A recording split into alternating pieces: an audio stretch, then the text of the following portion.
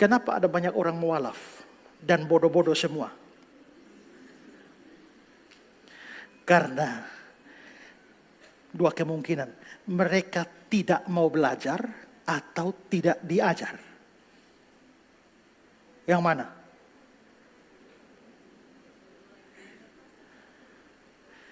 Dua-dua mungkin. Tapi gereja yang tidak mengajar memainkan peranan juga di dalam move-nya sejumlah orang. Coba lihat kan, mana ada mualaf pintar? Kan bodoh semua. Kebodohan mereka nampak, lihat kalau mereka boleh bertanya kan. Lihat kemarin debat itu.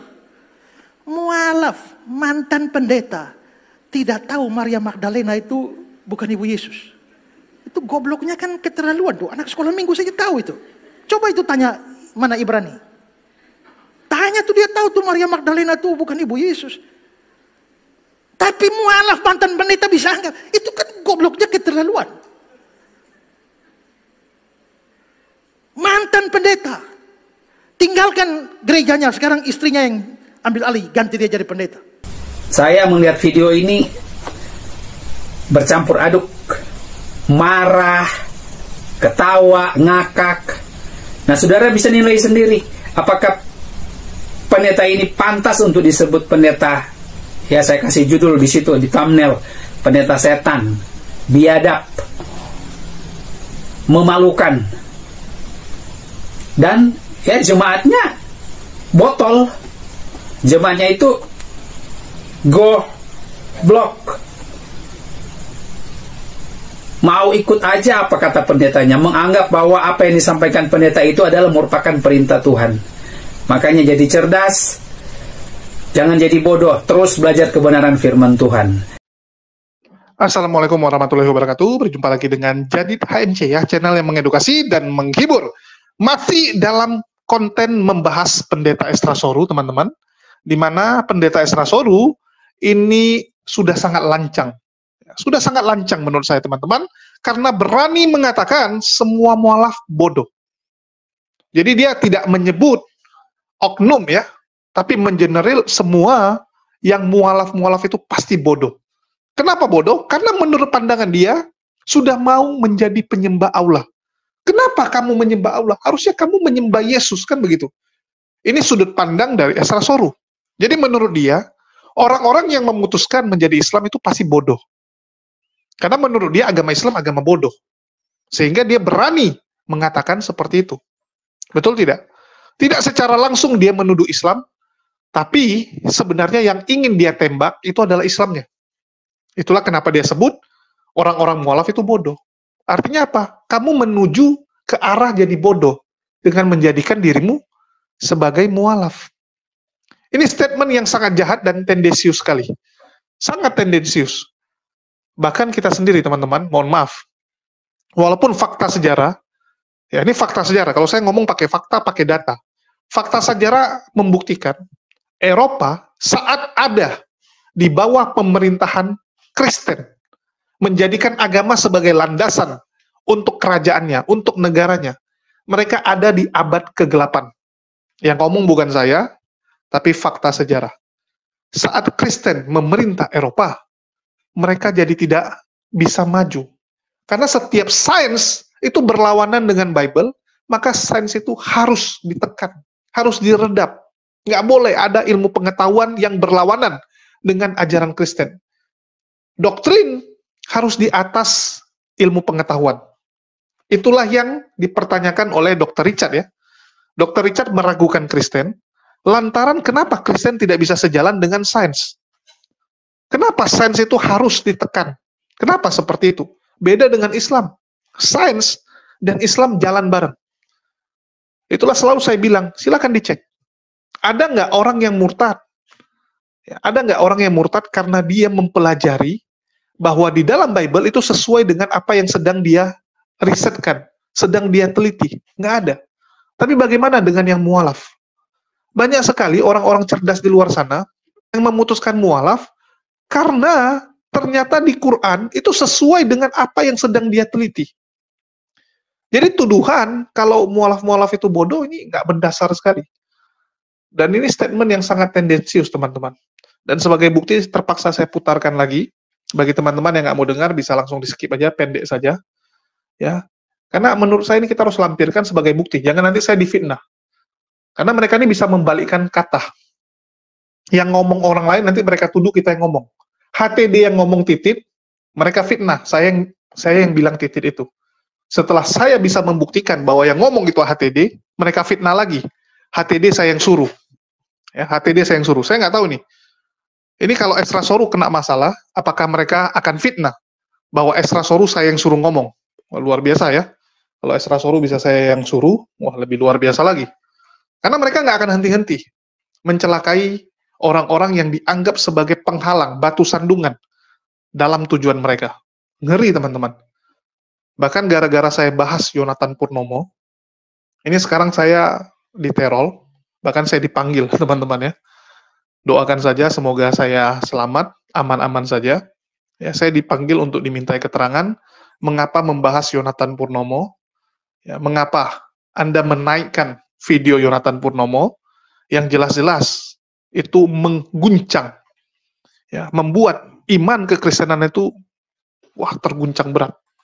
Jadi saya dianggap sebagai biang kerok, gara-gara saya sounding Yonatan Purnomo, channel-channel lain jadi ikutan nih.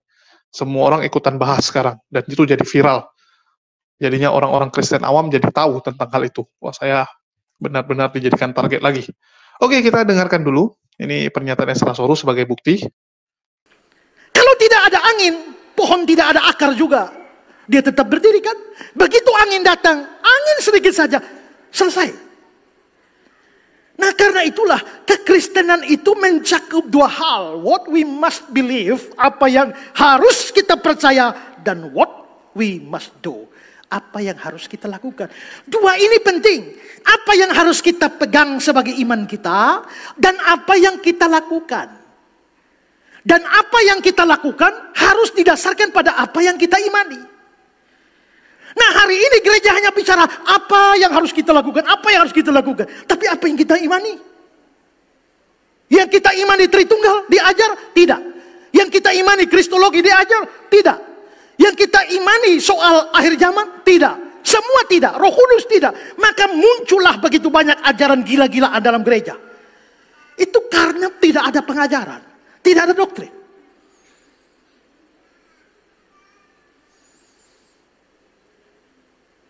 Mengajar itu penting.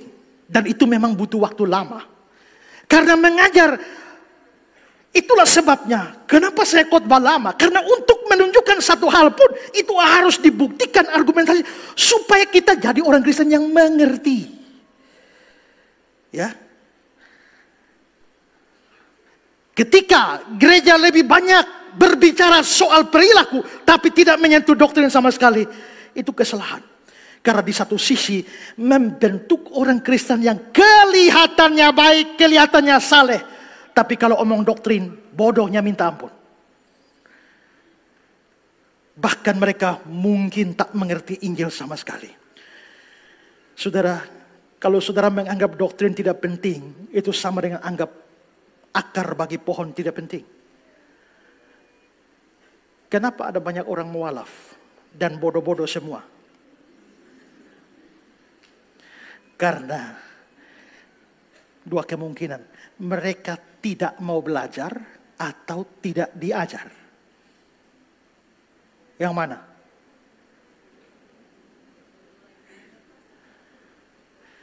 Dua-dua mungkin. Tapi gereja yang tidak mengajar memainkan peranan juga di dalam move-nya sejumlah orang. Coba lihat kan, mana ada mualaf pintar? Kan bodoh semua. Kebodohan mereka nampak, lihat kalau mereka boleh bertanya kan. Lihat kemarin debat itu. Mualaf, mantan pendeta, tidak tahu Maria Magdalena itu bukan ibu Yesus. Itu gobloknya kan keterlaluan tuh. Anak sekolah minggu saja tahu itu. Coba itu tanya mana Ibrani. Tanya tuh, dia tahu tuh Maria Magdalena tuh bukan ibu Yesus. Tapi mualaf mantan pendeta bisa anggap. Itu kan gobloknya keterlaluan. Mantan pendeta. Tinggalkan gerejanya. Sekarang istrinya yang ambil alih. Ganti dia jadi pendeta. Tapi tanya. Yesus tidak bangkit karena tanda Yunus. Yunus tidak mati. Berarti Yesus tidak mati.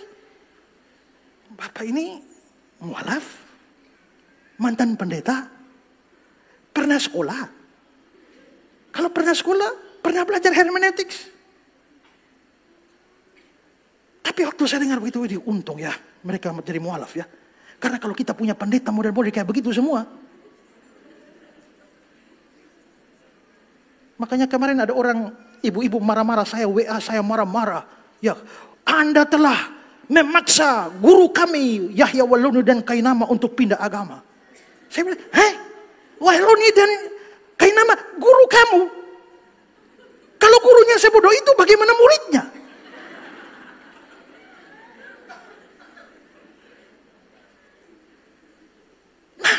Di sinilah pentingnya. Banyak orang akhirnya move karena mereka tidak mengerti doktrin.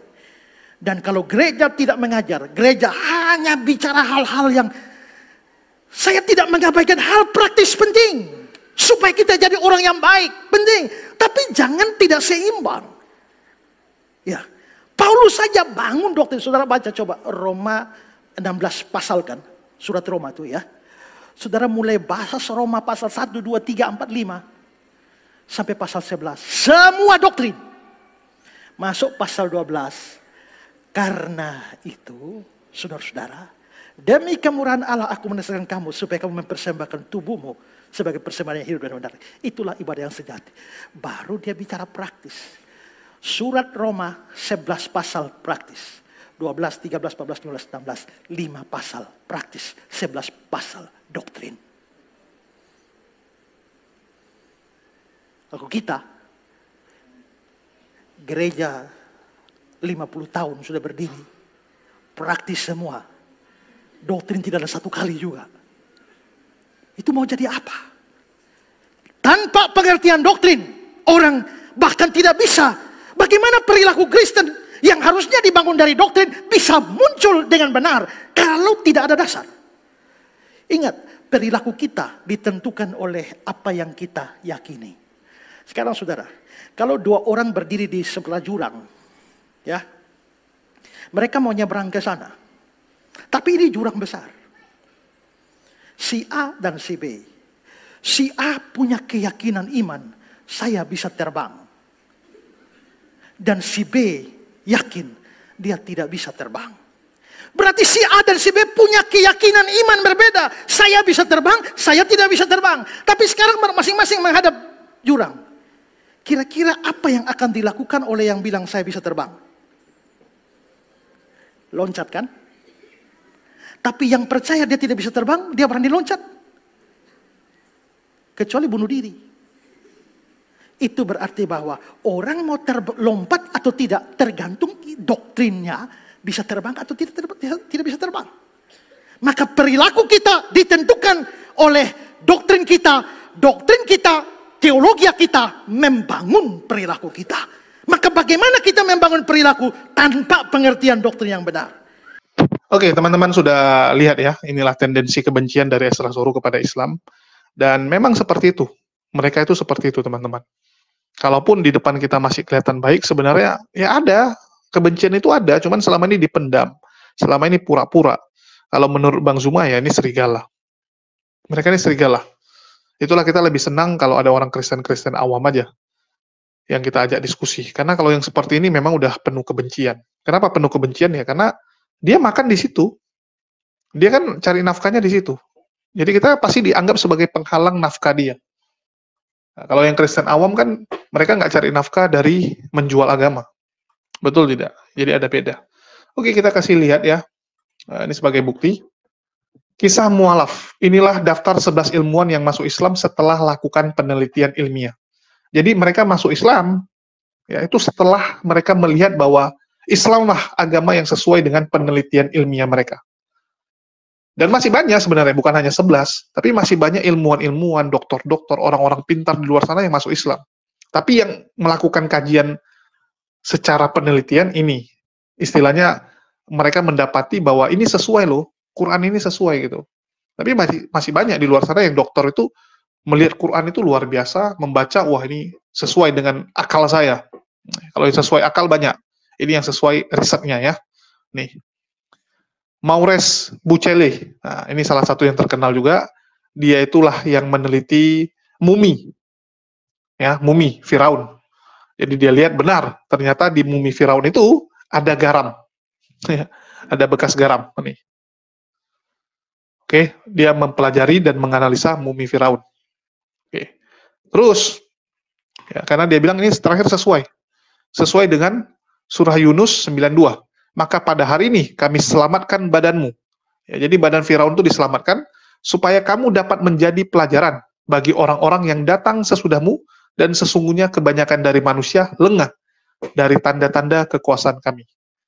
Jadi sengaja ya, Firaun itu badannya diselamatkan supaya menjadi pelajaran. Dan alhamdulillah Mesir itu mayoritas muslim. Artinya mereka memang mengambil hikmah dari kejadian Firaun tersebut. Ya. Ayat ini sangat menyentuh hati Bucele. Ia mengatakan, sungguh aku masuk Islam dan aku beriman dengan Al-Quran ini. Nih, terus yang lain ya. Seorang ahli oceanografer dan ahli selam terkemuka dari Prancis. Ia masuk Islam karena menemukan mata air tawar segar yang sangat sedap rasanya, namun air tersebut tidak bercampur atau melebur dengan air laut yang asin di sekelilingnya, sehingga seolah-olah ada dinding atau membran yang membatasi keduanya. Ya. Padahal Al-Quran 14 abad yang lalu sudah menceritakan tentang adanya air yang terpisah. Dan dialah yang membiarkan dua laut mengalir, yang ini tawar, lagi segar, dan yang lain masih lagi pahit. Dan dia jadikan antara keduanya dinding dan batas yang menghalangi. Quran, surah Al-Furqan 53. Ya. Terus, kita lihat, Tagatak Tejasen, ilmuwan Thailand dari bidang anatomi. Ya. Ini nggak mungkin saya bacakan satu-satu, kalian bisa search, ya, dan itu beritanya banyak teman-teman. Beritanya banyak, nih kan, si Mores. Nih, terus juga ada nih yang baru. Profesor terkenal Harvard masuk Islam, langsung ikut puasa tahun ini. Ini 2024 teman-teman ya.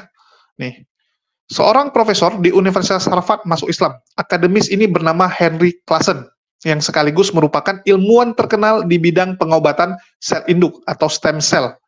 Kabar keislamannya sempat viral di media sosial yang diunggah melalui akun X atau Twitter ya, Globe Ice News pada 15 Maret 2024. Postingan tersebut sudah dilihat 1 juta kali hingga disukai 11.000 pengguna X. Dilihat detik hikmah Kamis 21 Maret 2024, unggahan viral berdurasi 1 menit 32 detik tersebut memperlihatkan Henry Claassen dengan seorang ulama duduk berdampingan di sebuah sofa sembari berpegangan tangan. Ulama dengan sorban khas Arab Saudi tersebut terlihat membimbing sang profesor untuk mengucapkan 2 kalimat syahadat. Ya, jadi yang ini nggak masuk dari sebelah sini teman-teman. Dan itu terus banyak sebenarnya, sangat banyak sekali. Yang karena mereka menemukan hidayah itu karena menggunakan akal. Karena Islam sejalan dengan sains, teman-teman. Sejalan. Dan kita akan tampilkan ya video-video penggalannya sebagai bukti supaya teman-teman Kristen ini bisa terbuka lah. Ya, terbuka akalnya, teman-teman. If we look to the Quran, we'll find that 3%, you just take all the verses in the Quran that are of a legal nature, and then count all the verses of the Quran, take the quotient, and you'll find out that about 3% of them are commands and prohibitions, divine commands and prohibitions. 97% of the Quran teaches ethics, the relationship between God and man, the purpose of life, morality, other truths as well. The history of nations in the past teaches us how to be self-critical, how to use reason and faith, the extreme importance of using reason and faith, teaches many, many major themes. You know what I was taught when I became a convert? Rules, rules, rules. If I hadn't studied this religion myself and entered this religion and all I received were rules, rules, rules, I would have left the next day. Thank God I read the Quran first.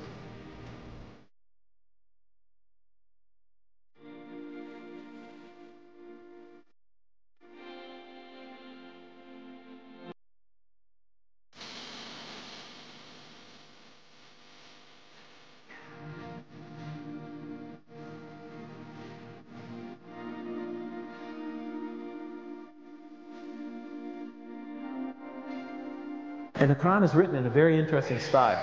In the beginning, it's quite technical. It goes into a lot of specifics, laws and rules and regulations. By the middle, it takes you into stories, beautiful stories, and powerful allegories. Towards the end, the emotions of the Quran picks up and it like reaches a crescendo and brings it all to this beautiful, powerful bursts of spirituality and eschatology, and it all comes together in brilliant, pounding images. And by the time I was getting towards the end of the Quran and my atheism began to fade away, I began having these powerful spiritual moments when I felt I was in the presence of this tremendous divine embrace. I remember reading the surah, وَالضُّحَى وَاللَّيْلِ إِذَا سَجَى مَا وَدَّعَكَ رَبُّكَ, you know. When I got to the end of that surah, I cried like a baby for 20 minutes. I didn't even believe in God. And it brought me to tears. And you know, I would try to deny these experiences as I was having them. I would try to step on them. They just kept coming.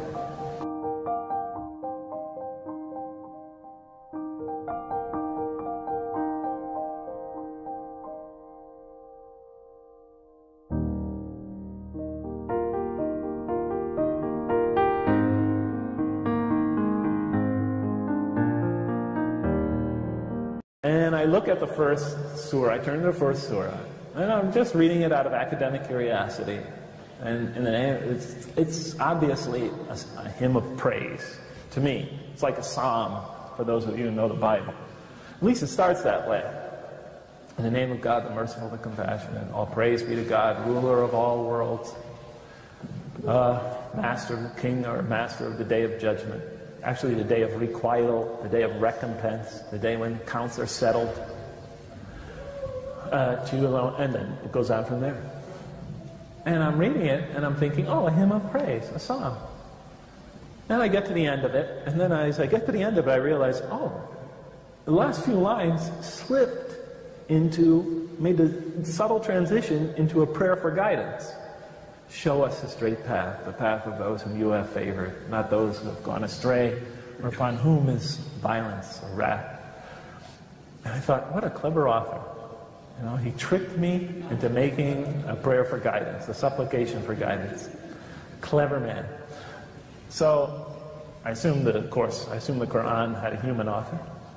So I turn to the next surah, and it begins Alif, Lam, Mim, 3 Arabic letters. Then that is the book, wherein no doubt is the guidance for those who are on their toes or vigilant.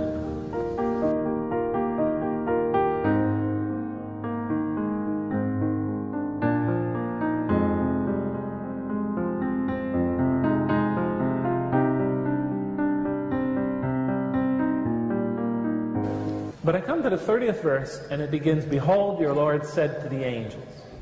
Behold, your Lord said to the angels.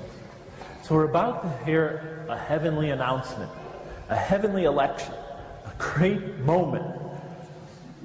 So, this great election. Behold, your Lord said to the angels, I'm going to put a vicegerent of mine on earth, a viceroy, an emissary, a representative of mine. This is a noble election. God is about to create man and assign him a noble role. I immediately said to myself, no, he obviously got the story all wrong. Man is not put on earth to fill some noble role. He's put on earth as a punishment. Because that's, in my religious tradition, the one of my birth, the one I abandoned, and I'm not putting it down, but that's the way the story is told. And I felt the author got confused when he was, repeating the story.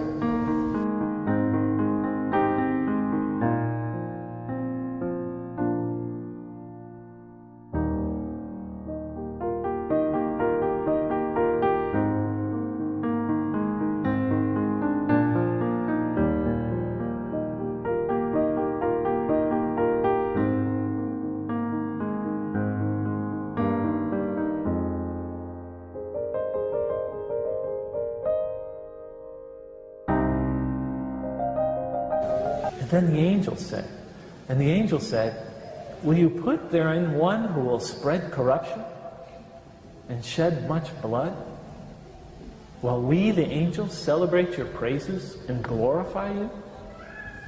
Glorify your holy name?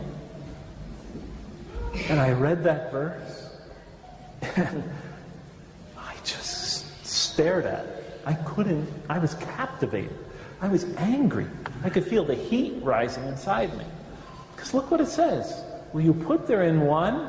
God says, I'm going to assign these humans this noble role. And then the angels say, are you going to create this being who spreads corruption and sheds much blood? This most criminal, violent, destructive creature?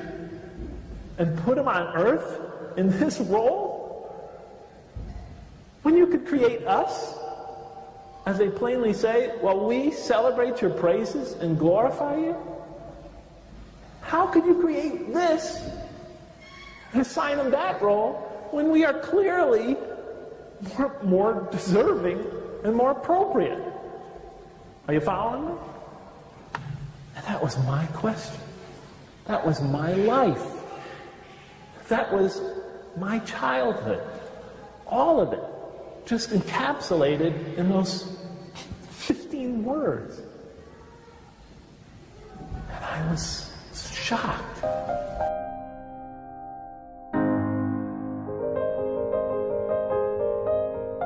By the time I had finished the Quran, all the arguments I had against the existence of God, all the premises I had built against His existence, one by one, I saw them falling apart. So by the time I finished the Quran, I had no more argument against the existence of God.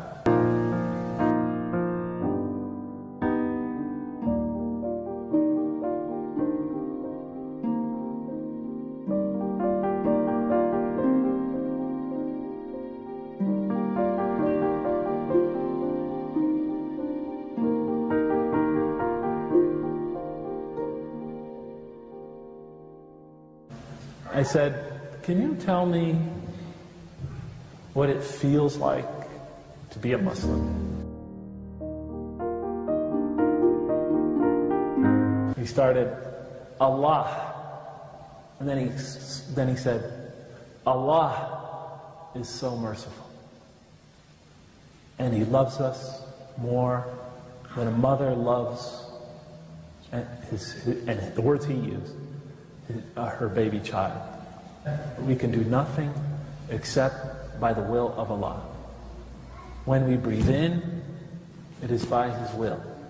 And when we breathe out, it is by His will. And when we take our foot off the ground to walk, to take a step, we'd never accomplish that except by Allah's will. And our foot would never reach the ground again except by His permission. And then he said, and when we pray and put our nose to the ground, we feel a peace, a joy, a rest, a coolness that's impossible to describe. You just have to experience it to know.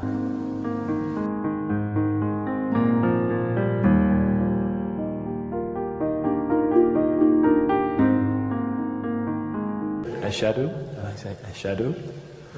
And la ilaha ilaha. And I tell you, with each word, I felt like I had been dying of thirst all those years. And with each word of the Shahada, it felt like somebody was dripping a drop of water into a parched throat. And so I became a Muslim.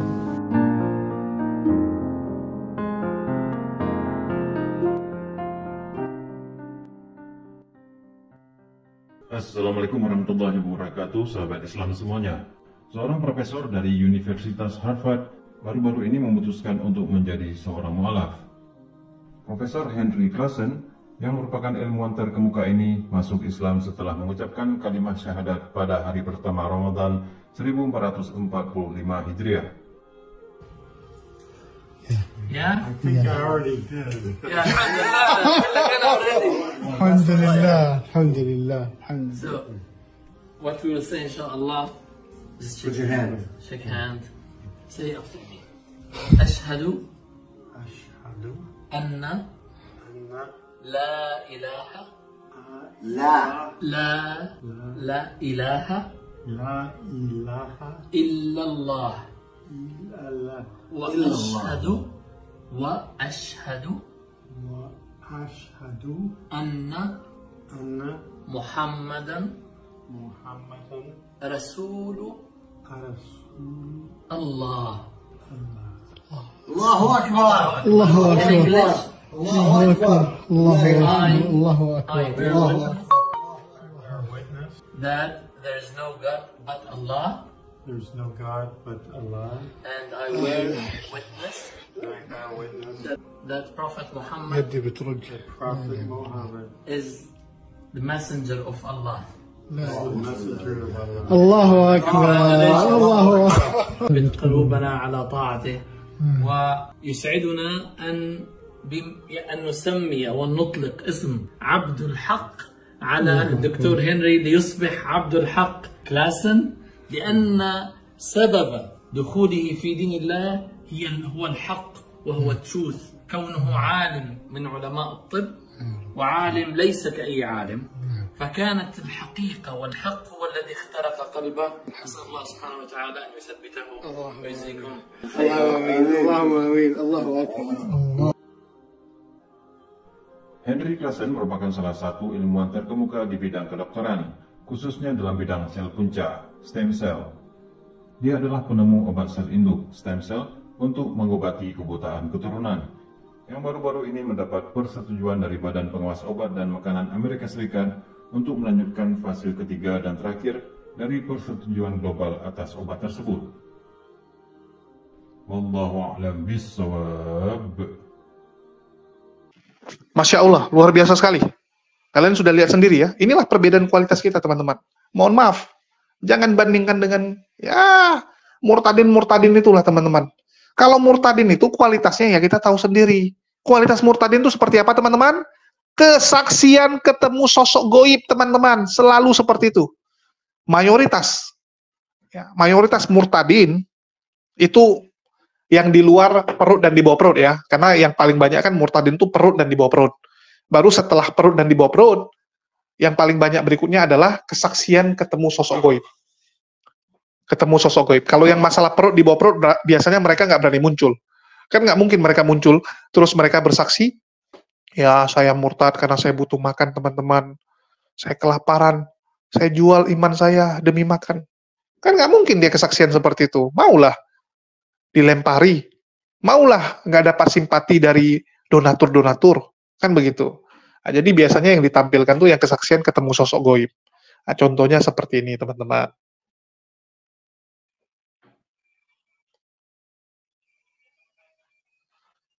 Sudah lihat ya? Jadi kalau dibilang mualaf bodoh, saya sudah buktikan mualaf-mualaf itu yang pintar. Ini bukti yang tidak bisa terbantahkan. Betul tidak? Kita kasih data. Terus murtadin ada nggak yang pintar? Tolong pendeta Esra Soru jawab. Ada nggak murtadin yang pintar? Tolong dijawab ya. Jangan Anda kabur-kaburan terus itu. Nggak pernah jawab. Begitu juga dengan pendeta-pendeta yang lain. Tolong jawab nih. Ada nggak murtadin yang pintar? Karena yang kita jumpai ini yang halu-halu. Bahkan dari Kristen sendiri meragukan kesaksian-kesaksian murtadin. Kalian bayangkan ya. Banyak sekali itu di luar sana kita lihat orang-orang Kristen sendiri itu mencemooh, mengejek, mengolok-olok kesaksian murtadinnya. Padahal ini kesaksiannya luar biasa, jualannya laku. Dibawa dari satu gereja ke gereja yang lain untuk kesaksian door to door. Astagfirullah. Saya nggak bisa bayangin ya. Kok bisa lah seperti itu. Dan itu dibanggakan pula itu. Dibanggakan. Ya, dibanggakan, murtadinnya, mualafnya dihina. Padahal mualaf itu orang-orang cerdas.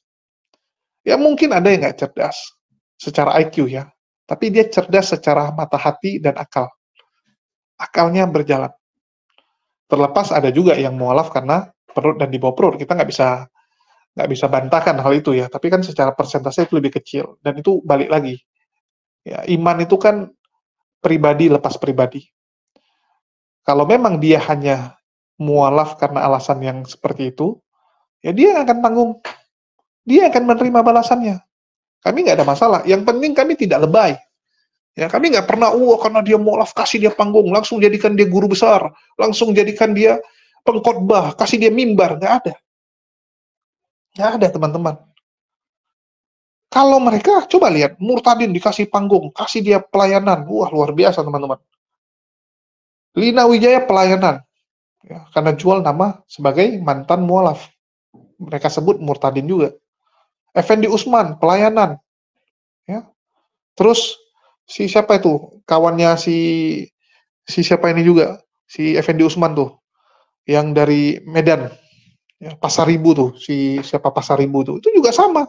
Dikasih pelayanan. Kosman, wah apalagi kalau Kosman. Noverina Solihin, wah Noverina Solihin jangan dibilang lah, luar biasa teman-teman.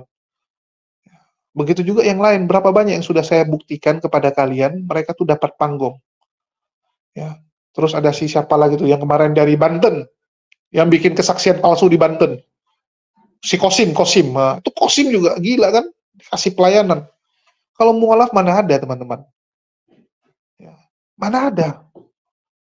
Jangankan mualaf yang istilahnya ya, yang baru mualaf, yang istilahnya dianggap punya kemampuan dalam berbicara, ya kita sebutlah contohnya kayak, ya misalnya siapalah ya, kita bilang Valen lah, si Cahyono. Ya kayak gitu aja.